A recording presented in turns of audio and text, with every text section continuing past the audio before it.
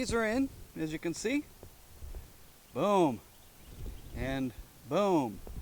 So it was pretty cool, actually, I've got to say.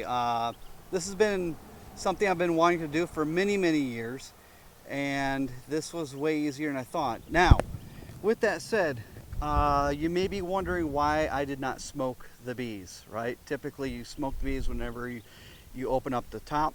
Well, the guy who I got the nukes from, he was pretty honest. He goes, I really don't smoke bees that often. He said I probably should a little bit more than what I do, but, and I was just, honestly, I was so impressed yesterday with how gentle the bees were and his demeanor with the bees. And I was like, you know what? Why try it? You know, I didn't want to introduce smoke if they hadn't been smoked a lot before and get them all agitated. And I have to say, now I'll probably do it when I do hive inspections. Sure, I get that.